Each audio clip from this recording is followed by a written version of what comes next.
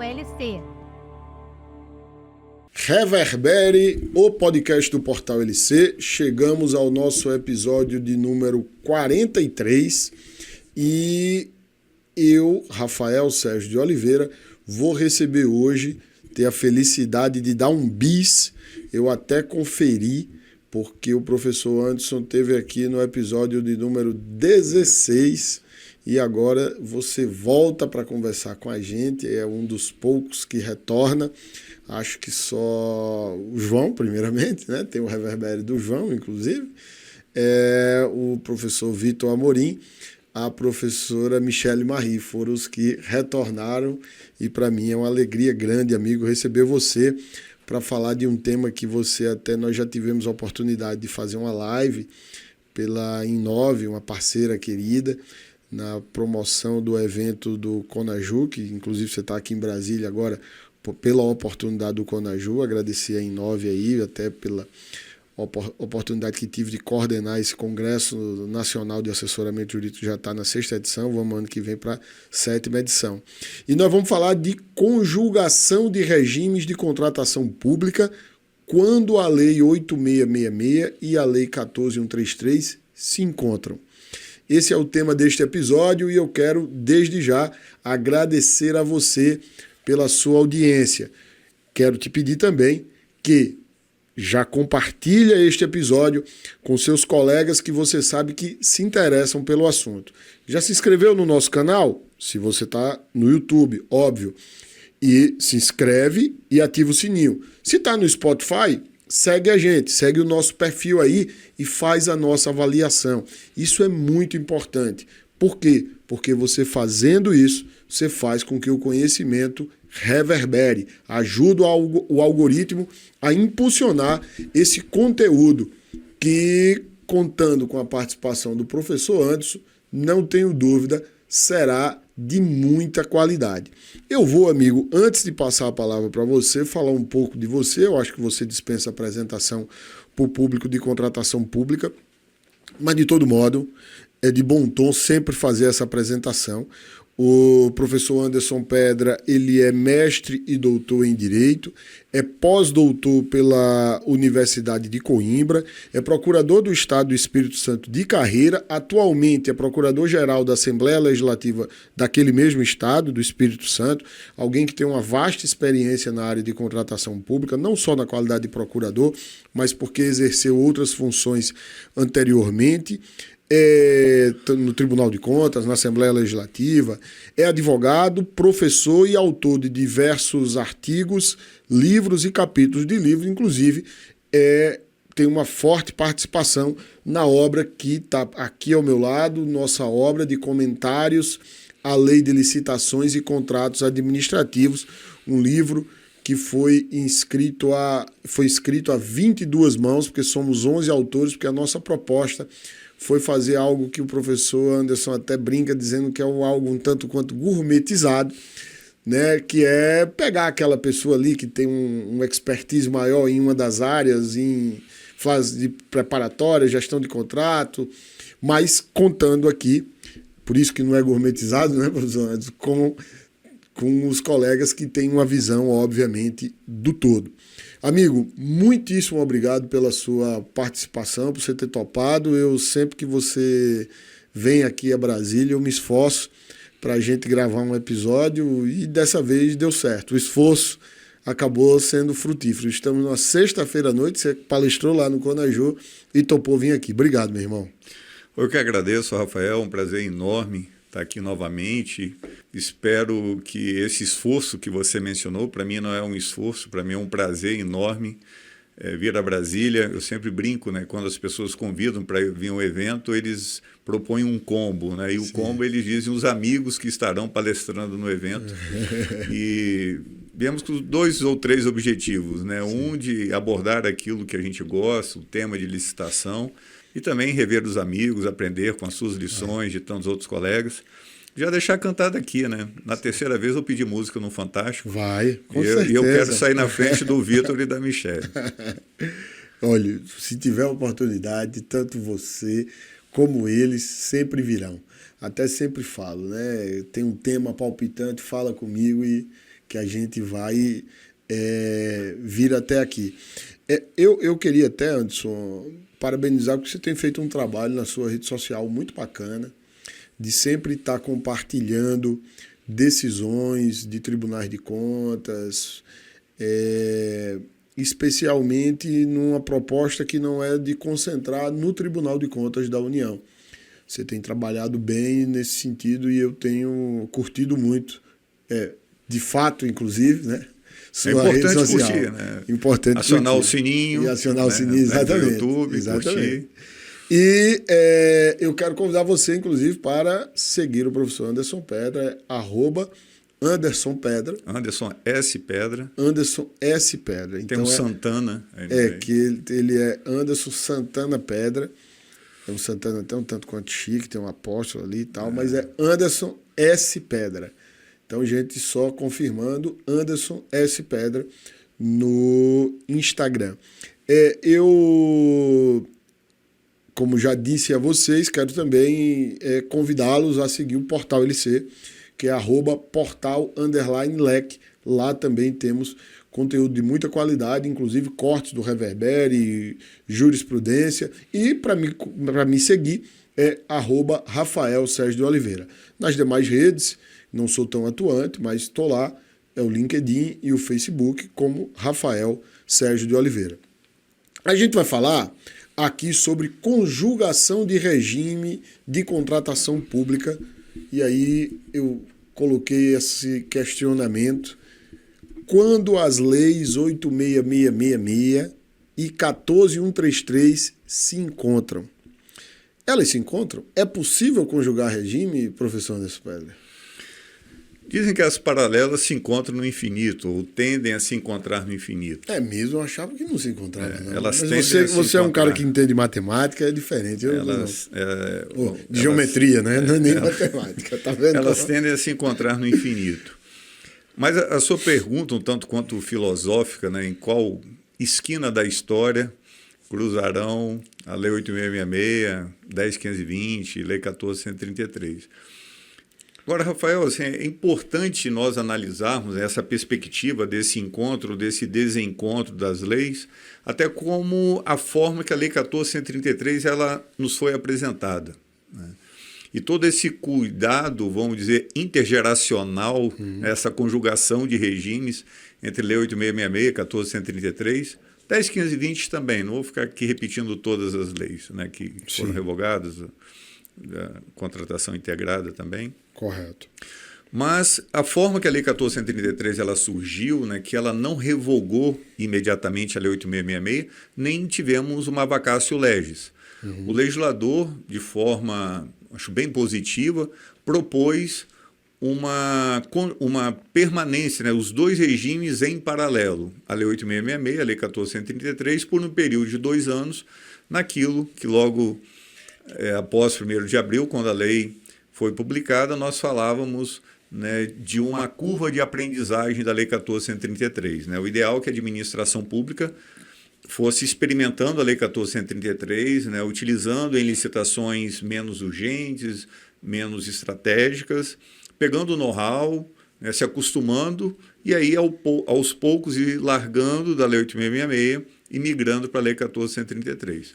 Bom, todo mundo sabe como que foi a história, a prorrogação. Sim. Né, daí alguns tentando ainda... A angústia do vai, não vai, acabou que parou uma hora, todo mundo achou que vai prorrogar de novo. E não foi, e vida que segue. Então, essa conjugação dos dois regimes, o novo e o velho, durante esses 2 anos, inclusive por conta das disposições finais, lá do artigo 190, 191 da Lei 14133, trouxe uma série de dúvidas sobre essa conjugação de regimes.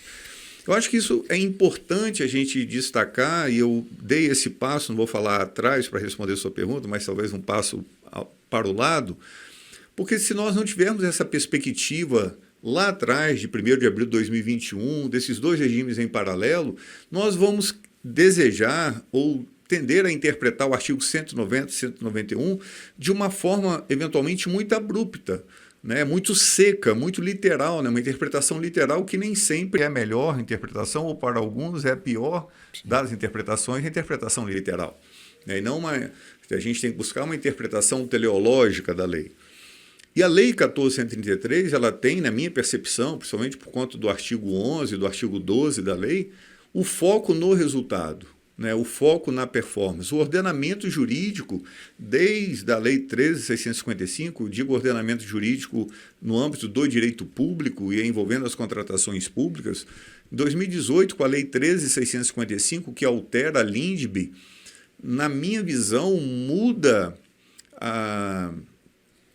vamos dizer, o hardware, o software, de você pensar a contratação pública. Né? Aquela ideia sempre do controle, sempre de verificar a legalidade de forma excessiva, um apego muito forte à legalidade estrita, muda para uma perspectiva da eficiência, do resultado. E a Lei 13.655, ela é forte nisso, quando ela comanda a administração pública, os órgãos de controle e o judiciário a analisar o ordenamento jurídico, as contratações públicas, pensando no consequencialismo decisório.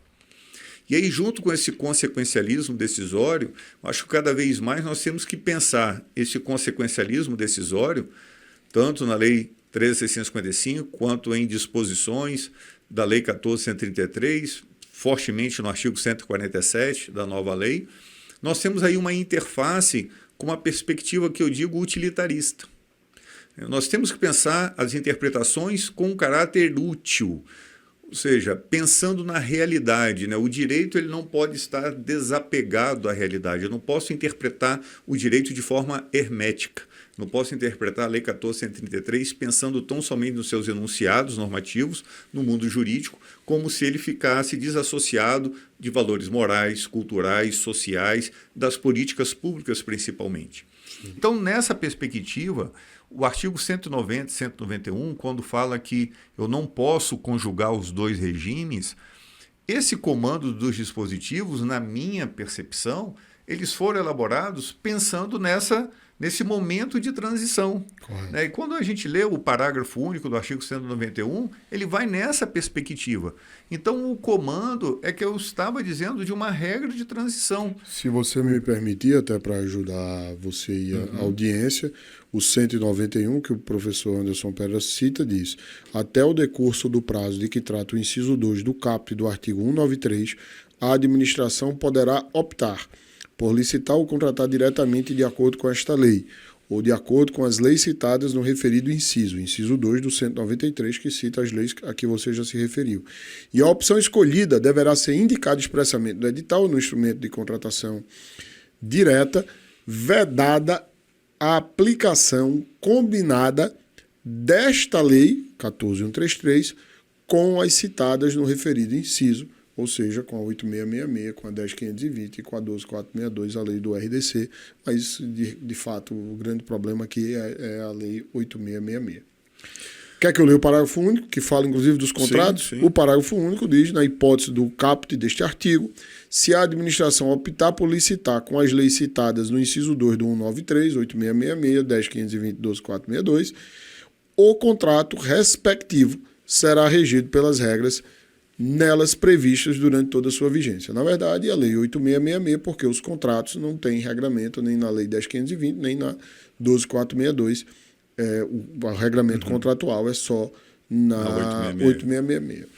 Então, observe pelo próprio texto, né, Rafael e o colega que está nos ouvindo, o próprio texto ele traz uma circunstância no caput do 191 quando a administração pode escolher. Então, o comando legislador é um comando para esse período de transição, dizendo, olha, você pode escolher a Lei 8.666 ou pode escolher a Lei 14.133. É uma deliberação sua. Quando você deliberar nesse seu processo de escolha, escolhendo determinado regime, né, o microsistema normativo, ou da Lei 8.666, ou da Lei 14.133, você deverá seguir por ele, você não poderá conjugar. O artigo 191, quando traz esses ordenamentos, esses microsistemas andando em paralelo, dizendo que eles não podem se encontrar, ele está tratando desse momento de transição onde a administração pública escolherá um regime ou outro.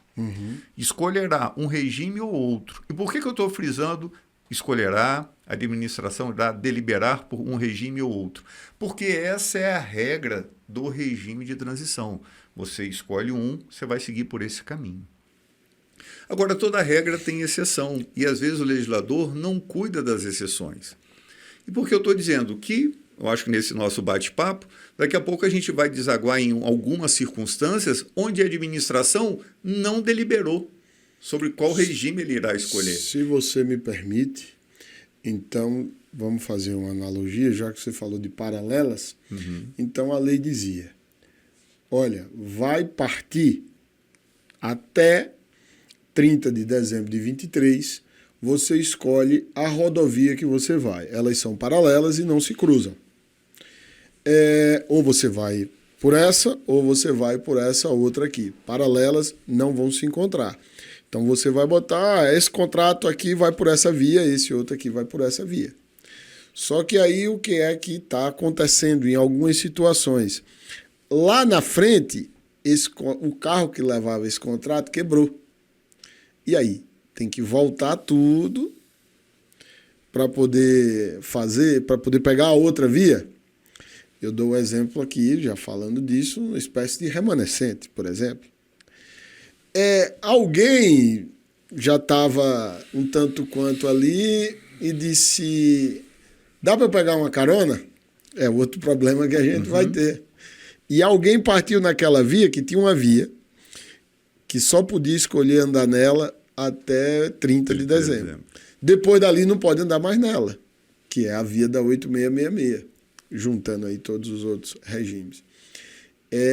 Eu acho interessante, gostei dessa analogia que você fez, que nós estamos nos deparando agora, exatamente como você disse, com esses problemas. Quem pegou essa via da 8666 está enfrentando problemas que a Lei 8666 traz soluções, por exemplo, e que agora você vai ter que dizer, e aí?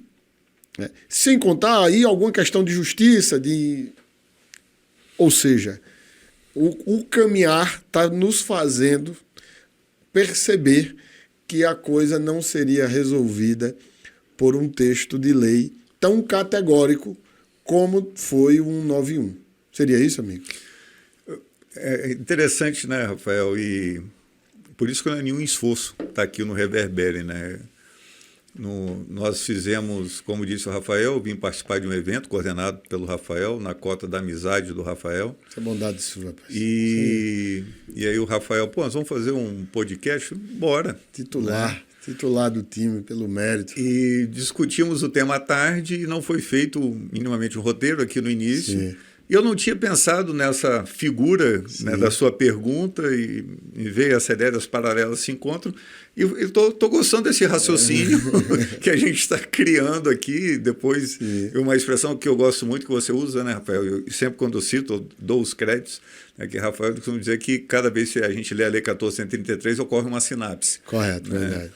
E aí, o que eu estava dizendo, e voltando ao nosso exemplo das paralelas, né, como sendo uma estrada, na minha leitura, o artigo 191, né, e aí nesse raciocínio que a gente está aqui construindo, ele colocou duas rodovias. Qual que você vai querer andar? Se escolher uma, de forma deliberada, você está abrindo mão de outra. Verdade. E foi feita uma escolha, seja A, seja B, seja o antigo regime ou o novo regime.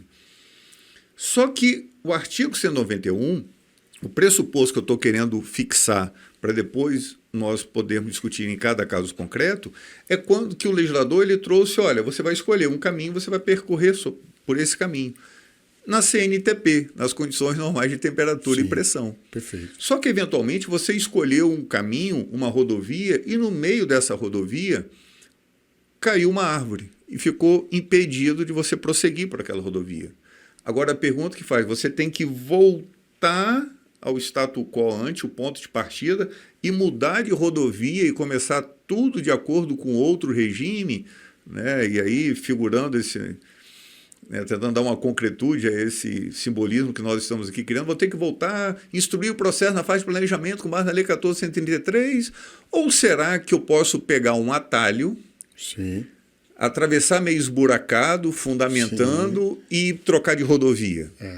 Essa é a pergunta. Né? E aí a minha, vamos dizer, resposta a priorística, mas não final, é o artigo 191, ele foi feito, você partindo aqui do P0, em condições normais de temperatura e pressão, e se nada ocorrer, você escolheu um caminho, você não vai poder ficar migrando de um caminho para o outro. Agora, o ordenamento jurídico, até por aquilo que eu falei, de uma ideia de interpretarmos de acordo com a realidade, com utilitarismo interpretativo, não está proibido, porque o objetivo é sempre o interesse público, é a entrega daquilo que pretende a contratação. Talvez eu vou ter que passar de uma rodovia para outra, mesmo as paralelas. Elas não vão se encontrar, mas eu vou ter que migrar por algo aleatório que ocorreu. Sim. E isso não está proibido no ordenamento jurídico. Ah, mas o artigo 191 proíbe. Aí eu estou dentro de uma legalidade estrita. Sim. Não estou interpretando à luz de outros princípios da administração pública, como eficiência, como proporcionalidade, como interesse público e etc. Sim. Então, são essas discussões. E aí a premissa que eu gostaria que eu fixo aqui, não estou falando que todo mundo é obrigado a concordar, mas a minha perspectiva é que o artigo 191 ele está dizendo você saindo desse P0 quando a administração pública escolhe o que fazer. Mas ele não veda necessariamente uma conjugação de regime. Sim. Desde que justificado e que seja uma solução eficiente, útil e numa circunstância peculiar que... Exatamente. Né? Porque o parágrafo único do 91, ele inclusive coloca, tem muita coisa também que a gente acha aqui que é conjugação de regime e não seria. Não é? Por quê?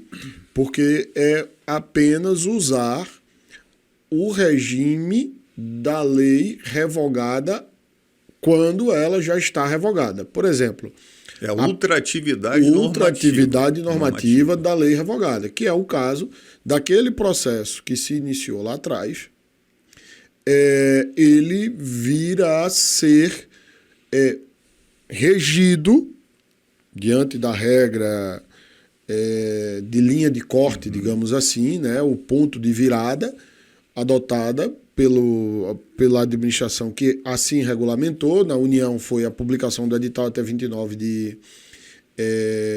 dezembro de 2023. Em outros lugares foi a opção no processo com a publicação até depois de 30 de dezembro, ou seja, até depois da vigência, mas limitada a um prazo. Eu vi algumas regulamentações nesse sentido, mas o contrato ele vai ser regido. E isso está na lei, vai ser regido pela lei revogada.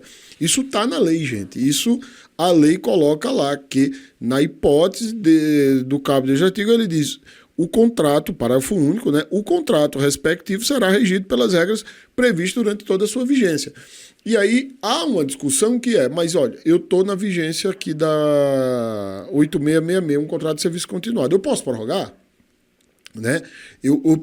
Ou terminou a vigência dele, não caberia uma prorrogação, uma renovação. O que é que você me diria disso, Ana? Não tenho dúvida que, ao mesmo tempo que a lei trouxe para a administração pública essa opção de regime, o artigo 190, o artigo 191, deixa claro, principalmente no parágrafo 1 do artigo 191, a ultratividade normativa. Sim. Então, o contrato ele foi celebrado com base na Lei 8666, ele será regido até seu fim, inclusive com eventuais prorrogações, renovações de prazo. Acréscimo quantitativo, supressão, quantitativo, qualitativo. As regras materiais do contrato, obrigacionais, tanto para a administração pública quanto para o particular, as prerrogativas, as cláusulas exorbitantes, serão aquelas definidas pela Lei 8666, em razão da ultratividade normativa. Ele vai carregar o regime do contrato. E se aquele regime permite, seja lá prorrogação ou renovação, no caso do continuado, que é uma renovação, né? Aquela renovação ocorrerá, devendo ela ocorrer dentro da vigência do contrato. Enquanto ele vigente for, ele vai ser regido pelas suas regras, então isso não seria aí necessariamente um problema. Agora tem um caso que eu acho que é problema.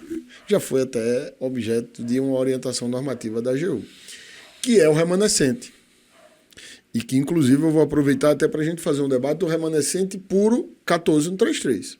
Mas aconteceu, voltando para aquela analogia, de quem fez uma licitação na 8666, o contrato começou a vigorar, chegou agora a Lei 8666 revogada e houve um problema com o contratado, o contrato foi rescindido, seja porque houve um problema, como eu disse, rescindido lateralmente, ou por qualquer circunstância houve uma rescisão consensual, e não se quer fazer outra licitação, quer-se usar o remanescente.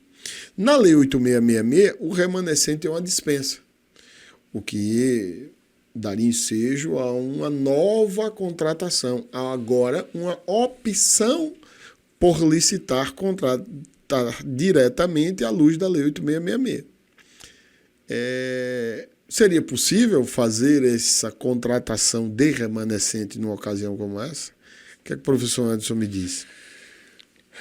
Bom, Rafael, esse tema ele é muito delicado.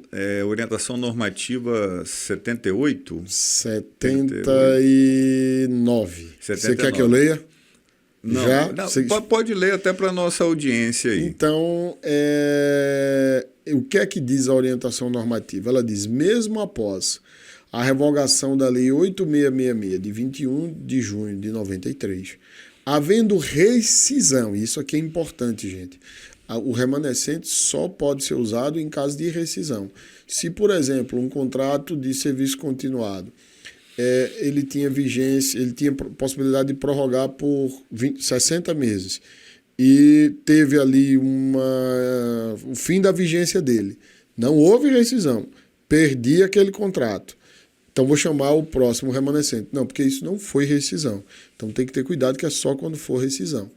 Havendo rescisão de contrato que tenha sido nela fundamentado na Lei 8666, será admitida a celebração de contrato de remanescente de obra, serviço ou fornecimento com base em seu artigo 24, inciso 11, desde que sejam atendidos todos os demais requisitos legais aplicáveis a essa espécie de contratação. Ou seja, a orientação normativa 79 da Advocacia Geral da União admitiu uma dispensa de licitação com base uma dispensa de licitação por remanescente com base na 8666, se o contrato, obviamente, decorreu dentro das regras de transição da Lei 8666. Esse é o posicionamento da AGU. Bom, Rafael, eu perguntei o número da orientação normativa 79, porque a AGU, num curto espaço de tempo, manifestou-se em duas oportunidades, na ON 79 e na ON 78, que fala sobre sanção. Perfeito. Vamos falar dela. Vamos falar dela. Já dando um spoiler aqui, a ON 78, que cuida de sanção, eu divido frontalmente com todas as forças, jurisprudências e doutrinas. Sim. Já a ON 79, eu tive a oportunidade de participar de uma live também com o professor, querido amigo Rony Charles, e eu disse na oportunidade que tem hora que eu concordo muito com a 79 e tem hora que eu concordo pouco com a 79. Eu não consigo divergir do entendimento da orientação normativa 79, que está fundamentado até num brilhante parecer de uma colega. Sim, Marcela Tarife. Doutora Marcela, muito bem fundamentado, com questões propedêuticas do direito bem interessantes.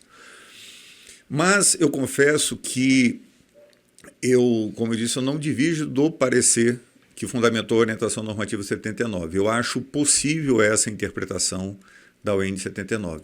Mas eu sou muito fã do artigo 90 da lei, 90 ou 95, que trata do remanescente. Do remanescente na nova lei, o parágrafo 7º do 90. Do 90, parágrafo 7º do 90.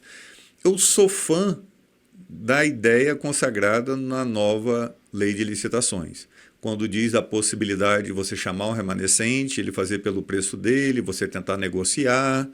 Então, isso torna a contratação, o interesse público, muito mais realizável. Então, a minha pergunta é, posso utilizar a Lei 8666, como eu disse? Eu concordo com a orientação normativa 79. Agora, na minha perspectiva, eu acho que eu consigo fundamentar também a contratação de remanescente com base na Lei 14.133. E aí, por quê? E aí eu gosto da norma da Lei 14.133. Porque quando eu vou para a Lei 14.133, a primeira... Se eu entendi bem, o seu ponto de divergência não é se pode ter o remanescente de um contrato rescindido com base na 8666. O seu ponto é que poderia ser com base na 1433. Na lei 1433 Ou seja, também. eu poderia fazer um remanescente não com base no 1124 da 8666, mas sim com 90, parágrafo 7º. Parágrafo 7º, exatamente. Correto. E aí, qual o meu fundamento e o que as pessoas... Não, mas eu vou ter que instruir novamente o processo de acordo com a Lei 1433 e toda aquela fase de planejamento da FD, e aí vai atrasar. Aí eu acho que aqui vem a grande reflexão. Se a licitação, se a contratação, eu posso enxergar ela como um procedimento, e se o tempo rege o ato dentro da hermenêutica processual, do direito processual... Sim. Eu não preciso de adaptar toda essa instrução. Quando eu mudo uma regra processual lá no processo judiciário, eu não vou voltar ao ato anterior para instruir o processo. Muito bem posto. Eu vou pegar daquele momento processual em diante. Sim. Então, na verdade, eu estou dentro de um processo de contratação sui generis, que a princípio ele tinha sido concretizado, tinha jogado uma pá de cal, que eu tinha celebrado o contrato, só que ocorreu uma rescisão e agora eu estou continuando no mesmo processo de contratação. Então, será que não dá para aplicar a regra de hermenêutica, que é o tempo rege o ato, e eu vou, então, agora continuar o remanescente de acordo com o novo ordenamento jurídico? Correto. E aí eu entendo ser possível também essa interpretação. Eu acho ela, na minha perspectiva, mais eficaz e mais útil para aquilo que a gente pretende, que é dar continuidade, porque na regra da Lei 1433 eu posso aproveitar os remanescentes de acordo com o preço dele, né, tentando negociar e etc., mas no último caso com o preço dele. Sim. Então eu acho que é mais saudável em termos de contratação utilizar da Lei 1433 para o remanescente. Mas também entendo que é possível o argumento utilizar da Lei 8666. Eu acho muito... Inclusive, na discussão sobre esse tema, eu faço parte da Câmara, da qual saiu o parecer da Marcela, e na discussão eu disse, olha, eu acho aqui que nós não temos muita saída. Eu lembro do Rony do debate colocando isso, inclusive logo, né, de cara, de que de um jeito vai e de um jeito a gente quebra a regra do 191, por um lado, que é admitindo o remanescente com base no 2411, sim, você está fazendo uma opção por licitar, por dispensa, depois da lei revogada. Ao mesmo tempo, se você tem o regime inicia o processo com o regime da 8666 e agora você faz o remanescente com a 14133, você está conjugando o regime. Ou seja, aquilo que você disse, você cruzou a estrada. Você saiu daqui, veio para essa, agora eu vou continuar daqui. Você conjugou o regime. Mas aí só para... Desculpa, Rafael. Mas é aquela premissa que eu quis fixar no início. Correto. Eu conjuguei o regime, mas o comando de não conjugação é quando é um ato deliberado da administração. Correto, perfeito. E nessa circunstância não é um ato deliberado da administração. E assim, é uma questão de que a gente tem... O que é que a lei quis ali? Qual era a preocupação dela? Né, que eu acho que isso é muito importante. O artigo 191, quando ele disse que não podia conjugar, era de fazer o que muita gente queria fazer de início, que era, peraí, vou fazer um pregão da 10520, mas vou meter a vigência do contrato de 10 anos. Quer dizer, isso paralisaria o próprio processo de implantação da nova lei de licitação. Porque o que a lei tinha, e você colocou isso muito bem no início, essa lei não teve nem vacatio legis, não teve nem férias. Nasceu, já começou trabalhando. Então, há aqui de interpretar, sobretudo neste momento, esse papel da lei. Óbvio, a lei não quer um que fique meio aqui, meio lá. Mas assim, agora... Eu não vejo problema, à luz da eficiência, nós trabalharmos, usarmos, conjugarmos os instrumentos, óbvio, desde que seja para mudar de vez para o novo regime. Sim. Então, nesse ponto, agora, óbvio, é que quando você trabalha ali dentro da AGU, a gente tem, óbvio, né, uma preocupação muito grande de trazer também uma segurança jurídica, né, e de passar uma mensagem que não vá, que na medida possível não agrida tanto o texto legal, para que isso não seja, de certo modo, como é que eu diria, vulgarizado.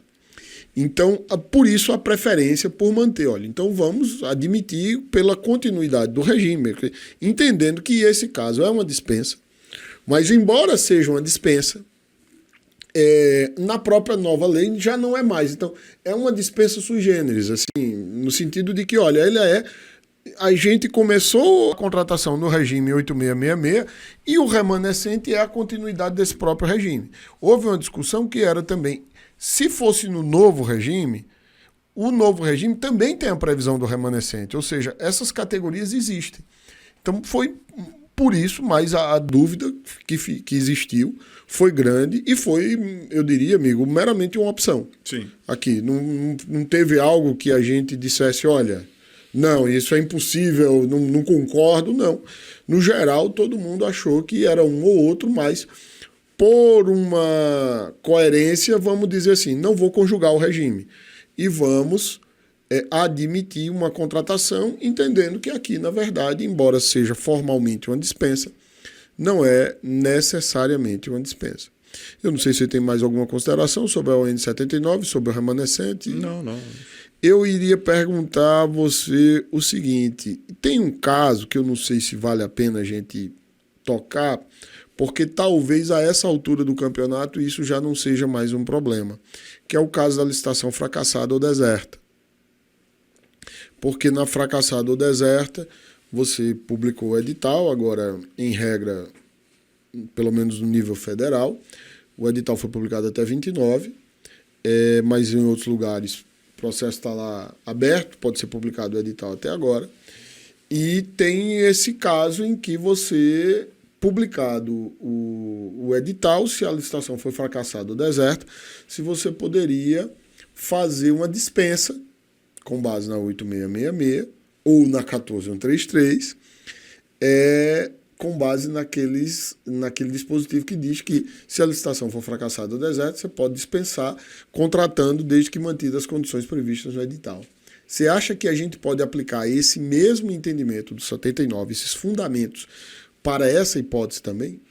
Eu entendo que sim, e dentro dessa perspectiva, né, que eu trouxe do tempo regioato, considerando um processo, né, esse processo ele foi iniciado com base na Lei 8666, se ocorreu algo extraordinário nesse processo, como o não interesse do mercado, uma licitação deserta ou fracassada, interesse absoluto, desinteresse absoluto ou desinteresse relativo do mercado, e mudou a regra processual, podemos seguir com base na Lei 8666, correto. Ou podemos também mudar a estrada agora de um lado para o outro, né, e utilizarmos a Lei 14.133. Na mesma linha daquilo que a gente ia falar do remanescente. Hoje, né, quando o Rafael brincou aqui, né, da gourmetização da administração pública, né, um ponto que eu defendo que, né, assim como a vida, hoje a pessoa hambúrguer gourmet, doces gourmet, brigadeiro gourmet, sanduíche gourmet.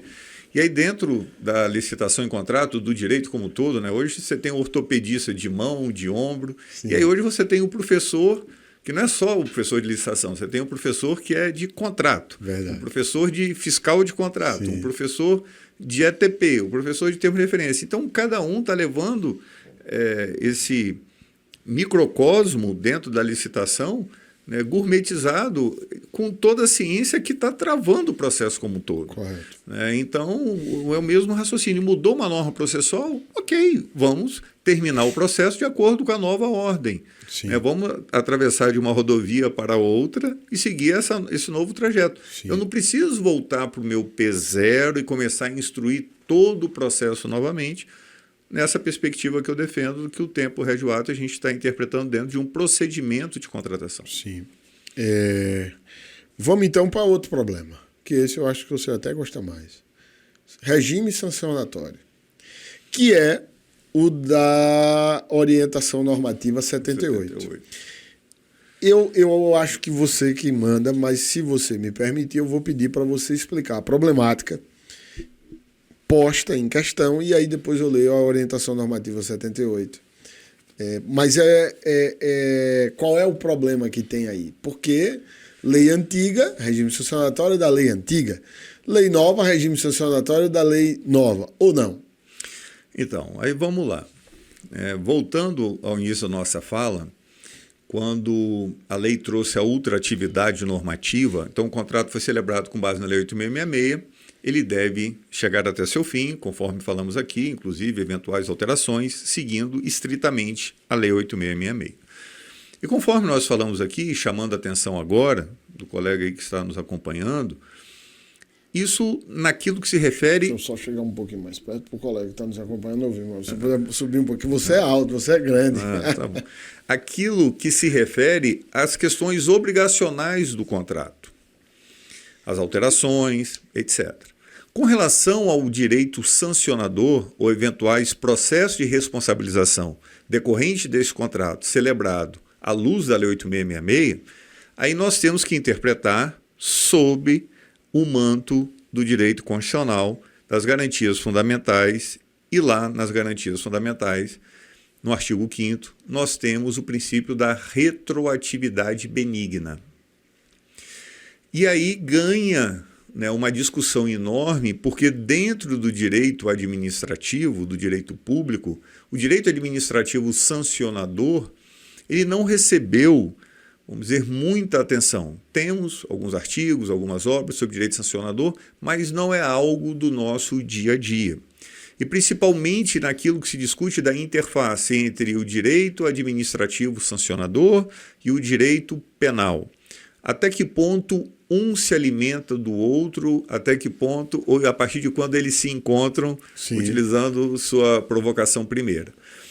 E a grande discussão que se tem é que, como a Constituição Federal, no artigo 5º, traz como uma garantia fundamental ao indivíduo e também à pessoa jurídica, que isso é pacificado, as pessoas jurídicas também possuem garantias fundamentais, quando a Constituição diz que a lei deve retroagir para beneficiar o réu, né, a lei poderá retroagir para beneficiar o réu, retroatividade benigna, isso se aplicaria somente no direito penal ou se aplicaria também no direito administrativo sancionador? E aí existe uma divergência doutrinária, mas, a partir da minha leitura, da minha pesquisa, a doutrina majoritária entende que se aplica ao direito administrativo sancionador. Tem uma corrente minoritária que entende que não aplica e uma intermediária dizendo que se aplica somente quando a legislação assim disciplinar.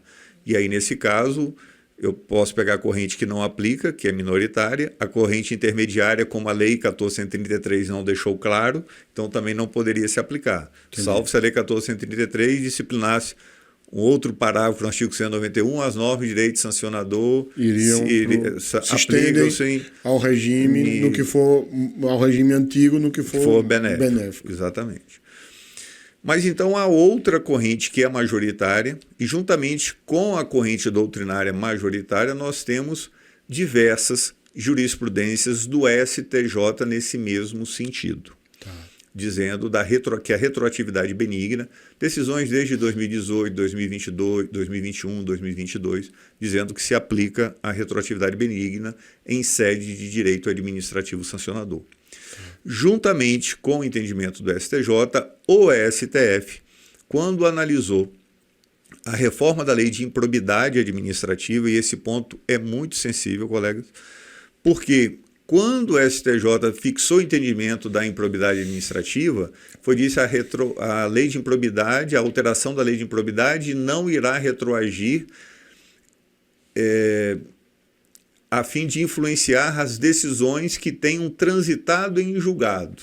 Sim. E aí, pessoal, olha, então a retroatividade benigna não se aplica a todo o ramo do direito sancionador. Sim. Porque não se aplicou a improbidade administrativa. Porque no direito penal, gente, no direito criminal, uma sentença transitada em julgado, se vier uma lei mais benéfica, sim, essa lei mais benéfica alcança as situações com sentença transitada em julgado. O que é que o professor Anderson está dizendo? Que no caso de improbidade administrativa, que não existe crime de improbidade administrativa, é uma espécie de sanção. Perfeito. civil, né, nem administrativa. Existe essa discussão teórica, se é civil, se é política, se é administrativo. Mas digamos assim, não é porque não decorre de uma decisão administrativa, decorre de uma decisão judicial.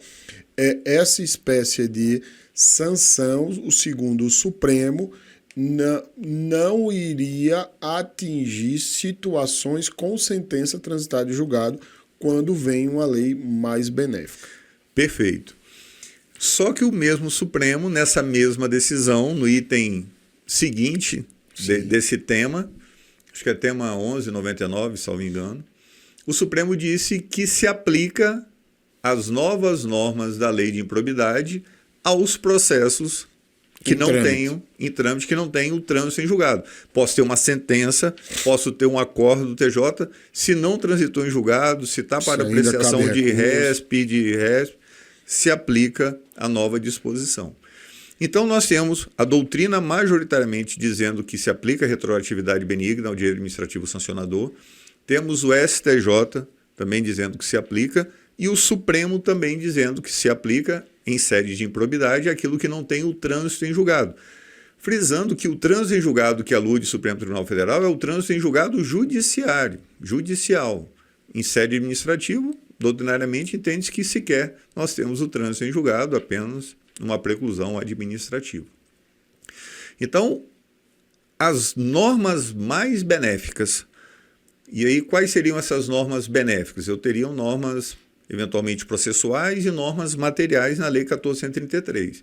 Então, o prazo de recurso, o prazo de defesa, o limite da declaração de inidoneidade, o limite da multa em 30%, essas normas mais benignas trazidas na Lei 14.133 devem ser consideradas no processo administrativo sancionador, mesmo que o contrato tenha sido assinado com base na Lei 8.666. Entendi. O Instituto da Reabilitação. Sim. Aí... E essa é a minha divergência da orientação normativa 78, de um parecer do colega Diego Ornelas, um colega brilhante, que foi no sentido de prestigiar, ali como eu tinha dito, ele, no fim das contas, eu posso estar... para dizer uma ideia geral do parecer, eu gostaria, se você quiser pontuar, mas só para dizer o que eu entendi, eu quero ouvir você. Mas eu quero falar primeiro do que você, até para ser respeitoso com o colega e talvez desrespeitoso com você, mas você é meu irmão, de jeito então nenhum, você não está sendo desrespeitoso, não. Mas esse ponto que eu acho que você iria falar, Rafael, eu quero aqui dizer, com todo respeito ao colega autor do parecer, Diego, eu acho que ele também fez um brilhante parecer quando sustentou e depois levou a alteração do TCU do limite da multa, podendo ultrapassar 10%, podendo chegar até 100%. Eu acho sim. Eu lembro pelo sobrenome dele, eu acho, Ornelas, né? Isso, Eu acho que foi ele também. Foi ele. É um colega brilhante. Sim. Então, para ser justo ao trabalho dele, quando eu li o parecer dele, na minha percepção, porque, para ficar claro, a orientação normativa, alguém fez um extrato, eu falo que é a manchete, né? Que às vezes não leva todo o raciocínio do parecer. Na minha leitura do parecer dele, ele quis significar com relação às penas aplicadas de suspensão do direito de licitar e contratar. Já que a nova lei retirou a pena de suspensão do direito de licitar e contratar, aí alguns colegas afirmam que não pode mais aplicar a pena de suspensão por conta da retroatividade benigna. Porque como não mais existe a pena, então se eu tenho um tipo e esse tipo era da suspensão e agora eu não tenho mais, então eu só posso aplicar a multa, eu não posso aplicar a declaração de inidoneidade, nem porque o impedimento seria desproporcional. Nem o impedimento, que também... porque esse é um ponto que se a gente for tomar a suspensão como impedimento, o impedimento ele é mais... O alcance é mais... Ele é mais severo. Exatamente. Né? O alcance do impedimento é maior, né, que pega todo o ente federativo, não enquanto só a suspensão só o órgão. O órgão entidade. Então seria prejudicial, eu não posso aplicar. Então só poderia aplicar a multa. Entendi. Eu concordo que quem sofreu a sanção de suspensão com base na lei, ou quem estiver respondendo o processo agora, né, estamos aqui em 17 de maio de 2024, está respondendo o processo sancionador de um contrato celebrado com base na Lei 8666 e cuja pena é de suspensão, porque descumpriu parcialmente um contrato. Poxa, mas eu não posso mais aplicar essa pena, porque essa pena não existe no ordenamento jurídico, porque o ordenamento foi revogado. Não, mas tem o princípio da ultratividade normativa. Sim. Não, mas eu aplico o direito sancionador. Desculpa, a retroatividade benigna no direito sancionador. Bom, por dois fundamentos. Primeiro, da ultratividade normativa, eu entendo que se aplica a suspensão. Sim. E dois, não é o caso de ultratividade normativa, e se fosse, existe o chamado princípio da continuidade típica. O que é o princípio da continuidade típica? Eu disse que foi um descumprimento parcial do contrato, uma infração média, que cabe a aplicação da suspensão. Então, o descumprimento parcial do contrato continua sendo uma infração na Lei 14.133, Correto. mas agora com uma sanção mais grave que o impedimento. Eu vou aplicar a suspensão. Eu vou aplicar a suspensão porque o tipo de descumprimento parcial do contrato, sem dolo, etc., ele continua no ordenamento jurídico. Sim. Então, eu tenho o princípio da continuidade típica, então eu posso aplicar, seja pela ultratividade normativa, e também a não incidência da retroatividade benigna por conta do princípio da continuidade típica. No caso aí, comparando os regimes, né, você não tem uma isenção de pena na 14.133. No fim das contas é isso. Exatamente. Você tem uma pena mais severa. Eu não tive uma retirada da tal tipicidade. Da continuidade típica que você se refere. Aquilo continua sendo uma infração, isso. Só que na 14.133 leva uma haveria uma penalização mais severa. Então permanece na 8666. A sua posição é de que no que for mais benéfico, ou seja, digamos que aí uma infração, uma espécie de situação que era considerado mal feito na 8666, deixa de ser um mal feito na 14.133. Aí ok. Tudo bem. Aí você não tem a sanção. Mas, de todo modo, a posição da AGU foi no sentido de prezar, digamos assim, por uma segurança, porque até era o espírito, né, que se capta no âmbito da Câmara é exatamente aquele que eu havia falado de início. Olha, essa situação de conjugação de regime pode levar a uma situação de insegurança jurídica e que não haveria diferenças tão drásticas assim em um regime sancionatório e outro.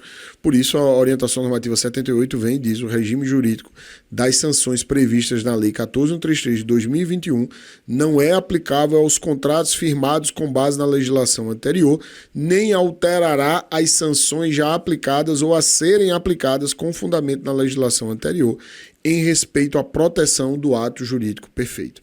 No fim das contas, dada a divergência, que não é só sua, também já vi outras posições, você também tem uma questão que é a segurança jurídica, que foi o ponto central aqui, considerando aí todos os argumentos que você colocou, amigo. E aqui o ponto que trouxe maior foi esse, para não ficar uma situação que de fato gere uma insegurança e que aquele teria sido o espírito da lei. Olha, não vai aplicar aqui porque pode gerar uma insegurança. Acho até que essas situações a que nós nos referimos, como eu havia dito, ela já é uma situação que, olha, está muito claro. Eu não tenho dificuldade aqui. Ela preza até por isso. O regime vai ser esse. 866. Por isso até que, como eu disse a você, no âmbito do remanescente, optou-se, fica aqui na 8666. Como eu mencionei, O parecer com relação a uma pena de suspensão, em homenagem à segurança jurídica, à ultratividade normativa ou à continuidade típica, uma pena aplicada não ocorreu o instituto do afastamento da infração, comparando com o direito penal, uma descriminalização. Sim. Então, a pena aplicada com base na Lei 8666 deve ser cumprida. Também em homenagem à segurança jurídica. É a continuidade típica que você muito bem colocou. Perfeito. Até eu escrevi um artigo, se o portal autorizar, divulgar também por esse veículo, irei encaminhar. Comecei a pesquisar, queria escrever em 10 páginas, 8 páginas, eu encerrei, eu acho, com 26 páginas. Eu imagino que deve ser. Você é sempre muito cuidadoso. Ou muito prolixo. Não, de jeito nenhum. Não necessariamente nessa ordem. É muita fundamentação. Mas... E também porque os problemas foram surgindo. Essa discussão, ela eu diria que é uma das primeiras em relação à questão de conjugação de regime. Tivemos até uma decisão do Judiciário, de uma vara da Justiça Federal, não lembro do Paraná, que vem na linha do que você aponta. Sim. Mas a decisão foi uma decisão da Justiça Federal de piso, né? Depois perdeu o objeto, o mandado de segurança. Ele utilizou como fundamento a questão do tempo régio ato, né, dentro do processo. Não utilizou o fundamento de retroatividade benigna. Okay. Mas eu concordo com a segurança jurídica que destaca o parecer. Como eu disse, o parecer, se ele tiver perspectiva em termos da efetividade, da aplicação da pena de suspensão, eu concordo. O meu entendimento, a minha crítica é ao texto da ON, não ao parecer. Não ao parecer. Principalmente perfeito. A primeira parte da ON, quando diz que não se aplica. Entendi. Vamos imaginar, uma pena aplicada, eventualmente uma multa de 50%, aplicado no processo que esteja atualmente em tramitação, eu posso aplicar uma multa de 50%? Na minha visão, não. Por quê? Porque é a retroatividade benigna e eu tenho um limite... Existe essa limitação na 14133. Na 14133. Embora não houvesse na 8666. Não houvesse na Lei 8666. Vamos para o último tema desses problemas que estamos vivendo, que é a tal da adesão a atas de registro de preço firmadas com base na Lei 8666. Porque nós temos hoje atas firmadas com base na Lei 8666, decorrentes de licitações realizadas dentro da regra de transição. E uma ata, se a lei, se o edital admitisse, né, pode haver a adesão dela, pelo menos em nível federal. Já é pacífico que a adesão existia à luz do regime da 8666. Mas no regime da 8666 tinha alguns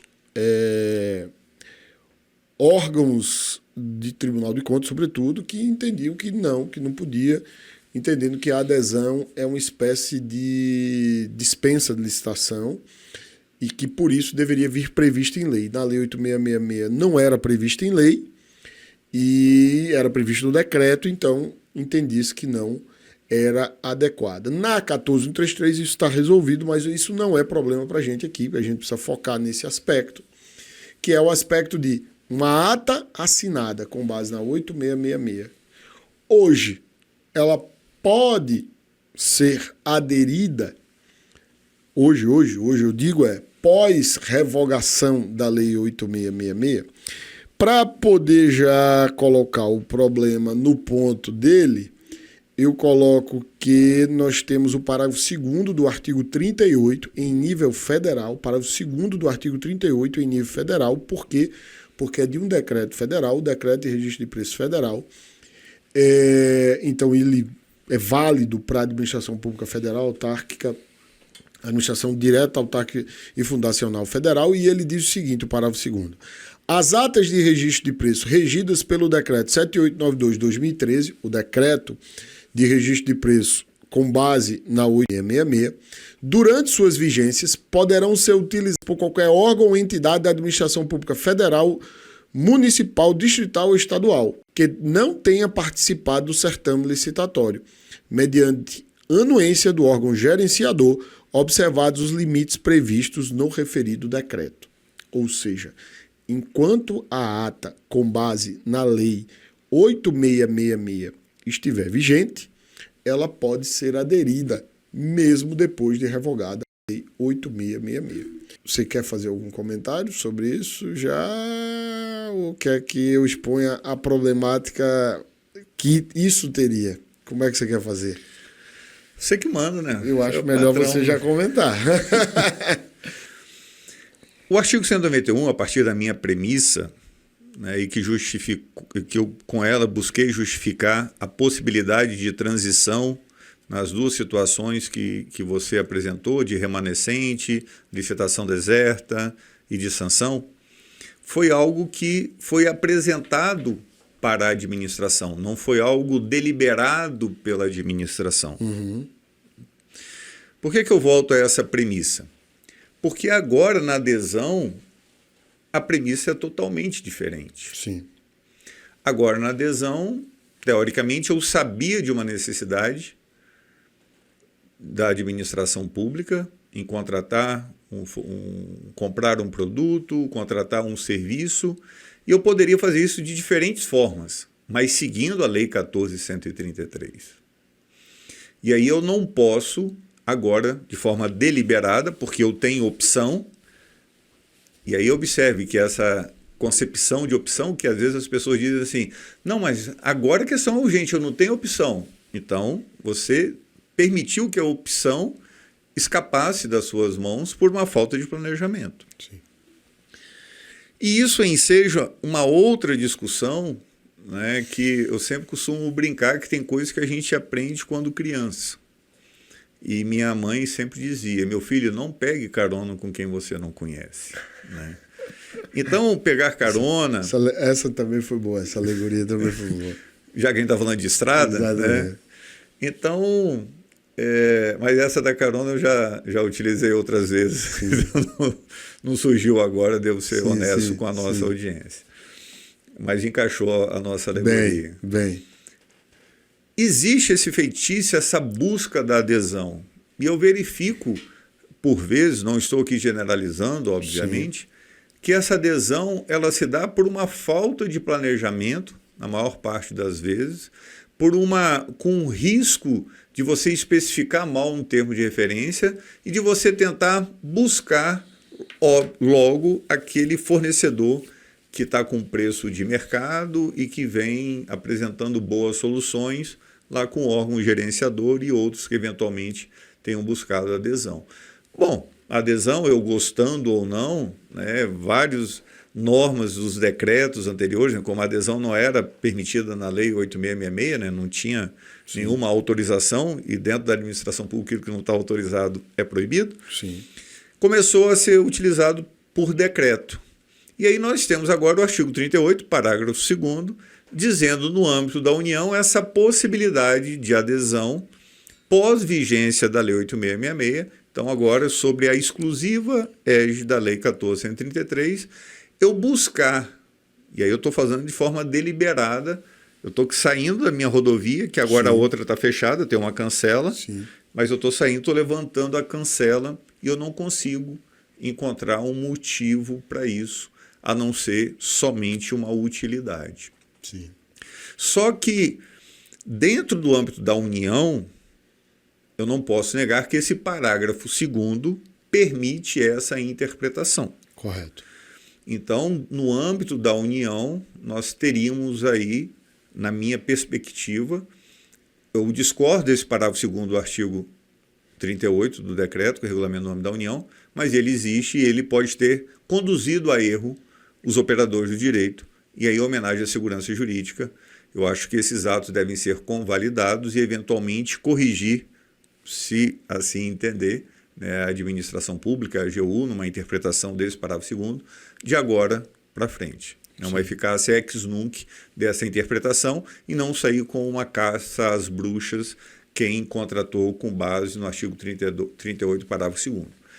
Agora, no âmbito dos estados e dos municípios, e aí é muito importante aqueles que estão nos assistindo, ou que venham nos assistir, olhe o que entende o seu órgão de controle, principalmente o Tribunal de Contas.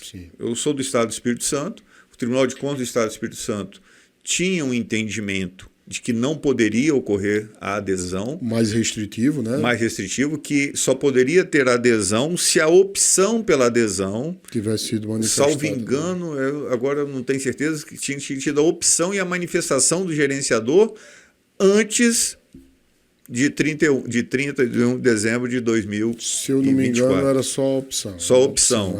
Outros tribunais, eu acho que falaram da manifestação do gerenciador, posso estar confundindo. Não lembro. Eu lembro do Espírito Santo, me chamou a atenção porque ele teve uma posição e... Exatamente. E recentemente, eu acho maio, acho que março, abril, o Tribunal de Contas do Estado mudou de opinião, admitindo que agora, mesmo a opção ser ocorrendo em maio, em junho, em julho de 2024, seja possível aderir a uma ata celebrada sob a égide da Lei 8666. Eu, particularmente, sou contrário a esse entendimento, a essa possibilidade, mas, sendo pragmático, veja o Tribunal de Contas do seu Estado. Cuidado, se o seu tribunal não se manifestou, você venha buscar um fundamento de validade no decreto da União, olhe o regulamento, né, do seu ente, para ver se ele repete essa norma. Se ele eventualmente repetir essa norma, então é possível essa interpretação, apesar de não concordar, mas ela está no ordenamento jurídico, a norma presume-se legítima até que seja afastada do ordenamento sua eficácia. É difícil dizer que a gente diverge. Mas eu vou falar para você que, tipo assim, nós já até conversamos sobre isso, como eu falei aqui, e eu confesso que no momento eu não estava ainda com uma convicção formada, e vejo muita razoabilidade nesse argumento. O Rony escreveu um artigo sobre isso, e vejo ali argumentos que são muito sólidos e favoráveis ali a ideia de vedação dessa adesão pós-revogação da 8666. Eu, particularmente, desde sempre, não via nisso um problema. Eu achava que uma ata pós-revogação da 8666, uma ata com base na 8666, podia ser revogada porque aquilo fazia parte do regime da lei 8666. Então ela carrega com ela todo o regime, por isso poderia haver essa adesão. E o que me veio, que chamou a atenção, é que mas ele vai estar optando agora por licitar com base na lei anterior. Eu tinha uma visão que a adesão era uma espécie de dispensa, quando ela não tinha limites. Porque a licitação, ela pressupõe um objeto determinado, qualitativa e quantitativamente.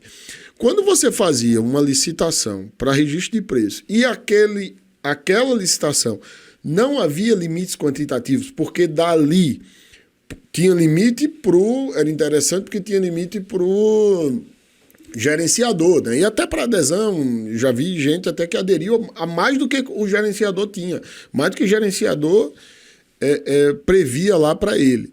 Mas essa questão quantitativa, ela terminou no decreto 7892, quando ele trouxe os limites. Aqui estão os limites.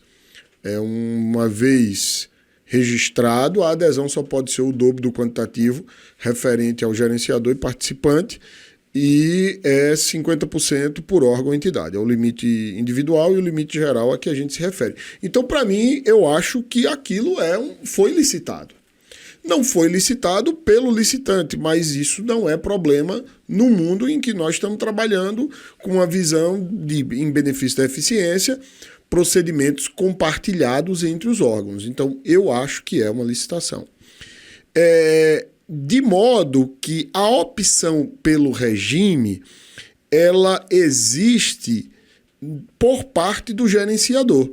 Quem decide aderir não opta pelo regime, na minha avaliação, porque a lei fala optar por contratar diretamente ou por licitar. A opção foi feita, porque aquilo é uma contratação por licitação, por adesão. Então, esse é o posicionamento que eu tenho agora. Confesso a você, primeiro eu tinha uma visão, depois fiquei meio reticente E, sobretudo, até por uma questão, na minha atuação no âmbito federal, é que tem um decreto que diz isso. Tem um decreto, como você colocou. Então, é claro que o decreto ele acaba nos forçando a dizer assim, olha, a gente tem esse decreto. Ele tem alguma legitimidade? Ele nos força até no caminho de verificar a legitimidade, a legalidade dele. E eu acho esse raciocínio, sinceramente, juridicamente defensável, tanto quanto o outro. E, colocando desde já, que eu não concebo a adesão como uma dispensa. Eu concebo ela como algo que foi licitado. Né? Mas não foi licitado por ele, foi licitado por outro, mas a participação é a mesma coisa. Né? Também não é ele, a diferença é que ele manifesta antes. E está lá, delimitação quantitativa e qualitativa. E para o aderente também tem a delimitação quantitativa e qualitativa.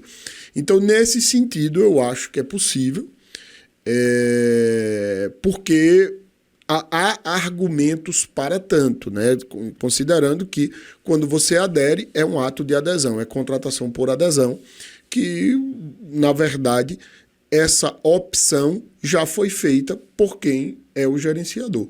No fundo, é óbvio que há aqui uma questão, né, já posta por um decreto mas eu ainda assim acho que é defensável. Se tivesse sido me perguntado antes, digamos assim, olha, debruce sobre esse problema, acho possível colocar isso no decreto, eu acho que eu diria que sim, é possível, fundamentando com base nesses argumentos.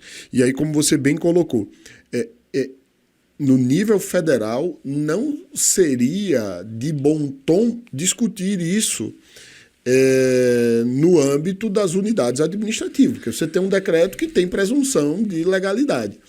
Então seria até, de certo modo, complicado mesmo um advogado da União, um procurador federal, um procurador da Fazenda Nacional, um procurador do Banco Central, e no sentido contrário. Né? Eu acho que é isso, e você coloca muito bem que, assim como no nível federal nós já tínhamos pacificado no regime da 8666 que a adesão era possível, no âmbito estadual e municipal existia tribunais de contas que diziam que não. Então, o que o professor Anderson coloca é fundamental. A despeito do que diz o decreto federal, procure saber se já existe uma posição no seu Tribunal de Contas.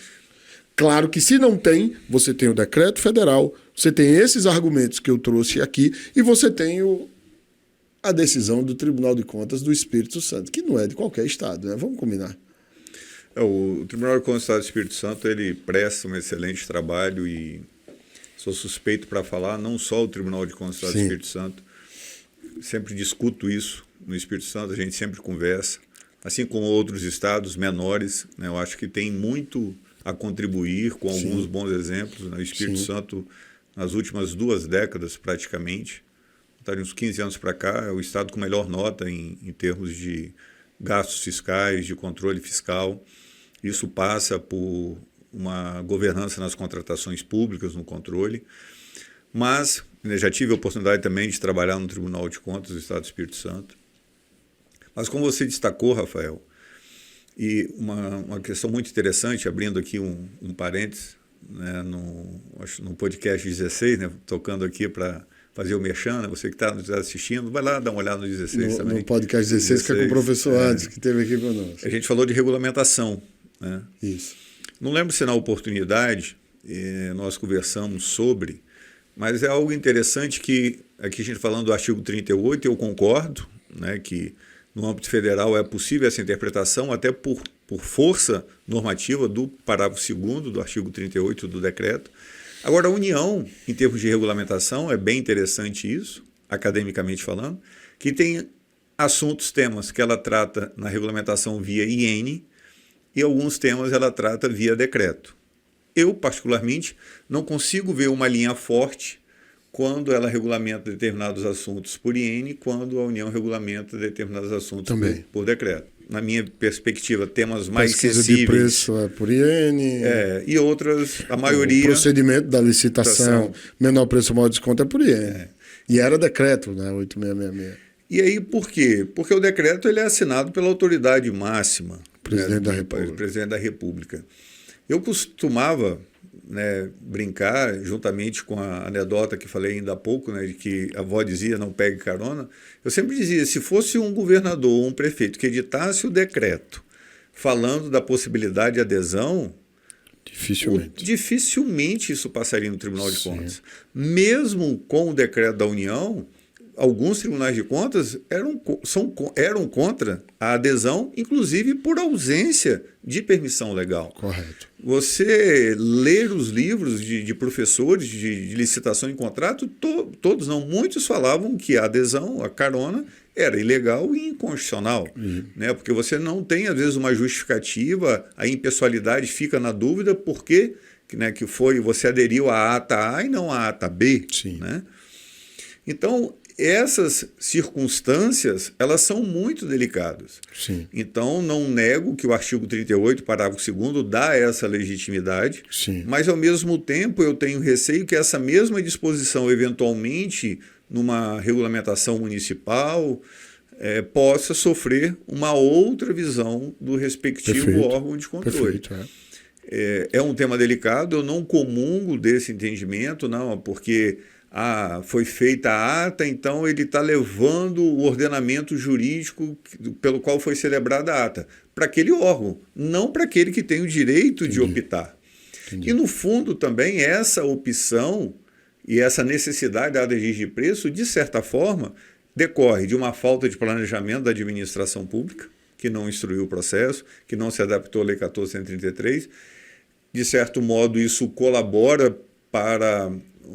Vai atrasar um pouquinho mais, mas já atrasou tanto, né? Você se jogar na Lei 14.133, mas de outro modo eu também... peço vênia nesse aspecto, porque assim, às vezes a opção pela ata, ela se apresenta, pela adesão, ela se apresenta como a opção mais vantajosa de fato. Eu não acho que necessariamente decorre de uma falta de planejamento. Concordo que isso às vezes acontece, mas eu não acho que necessariamente está aí.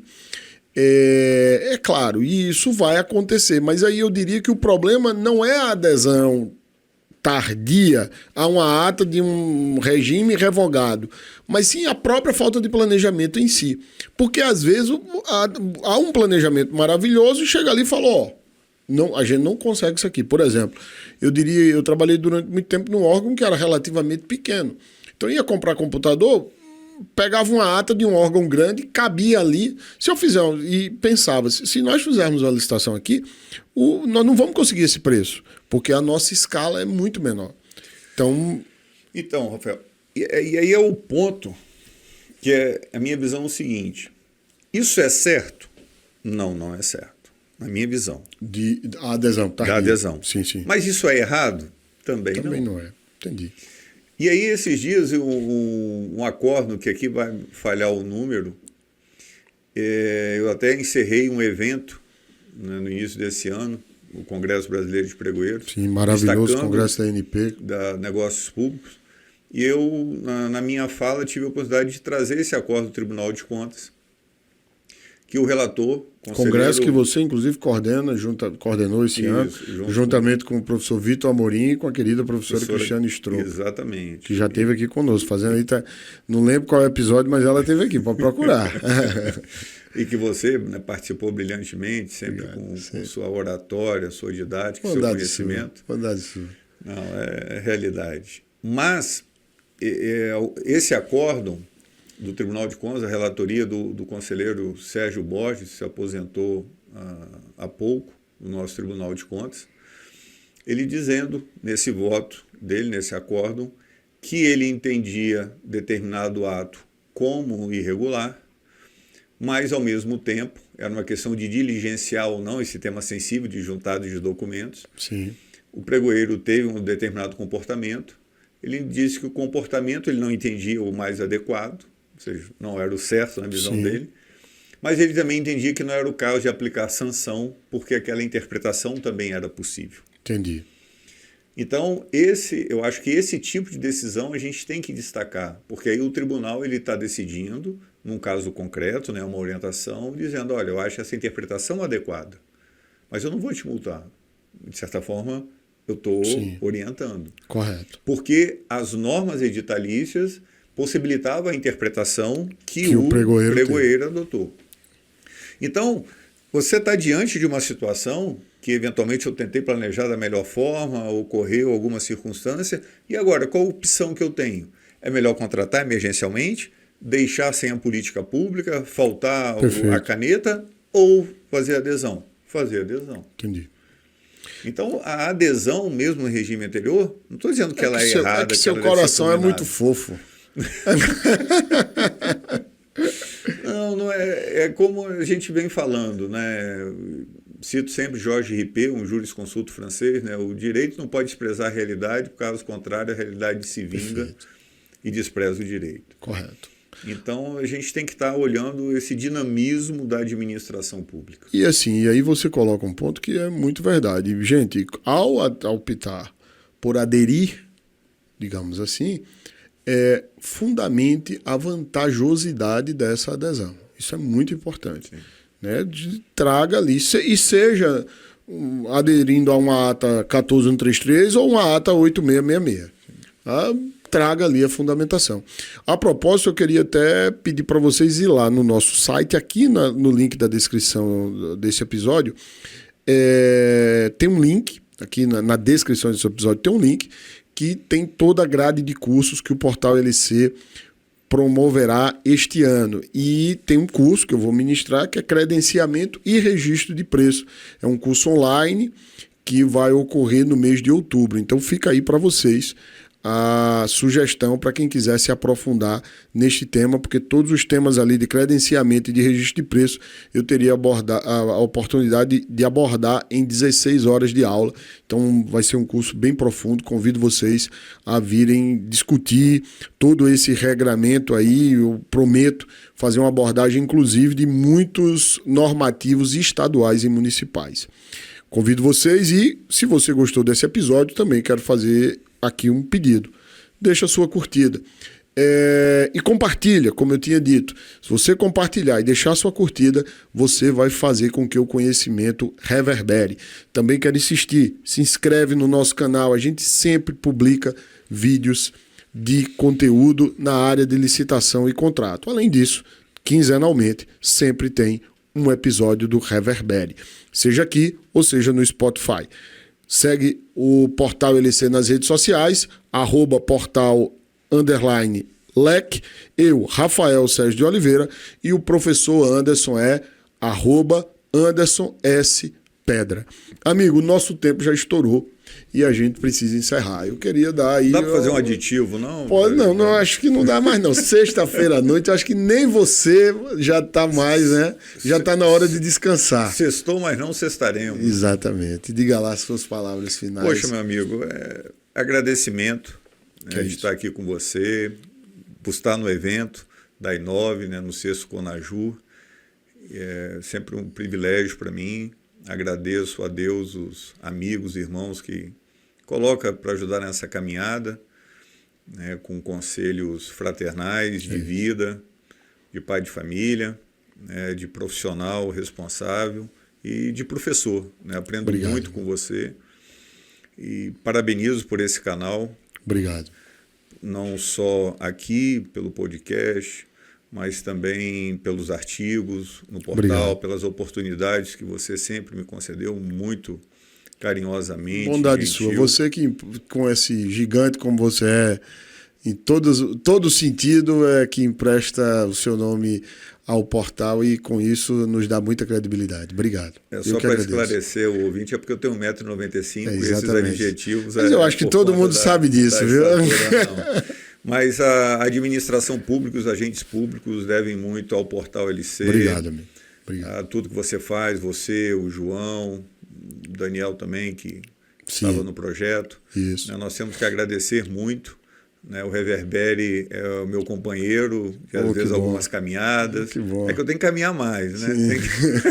Fazendo pouca atividade física. Fico honrado, viu, de saber que você é um ouvinte. Obrigado. E muito obrigado pela oportunidade, parabéns pela entrega que você faz. Obrigado, amigo. E obrigado pela entrega que você faz, que ensina a todos, inclusive a esse seu amigo aqui. Obrigado, muito obrigado.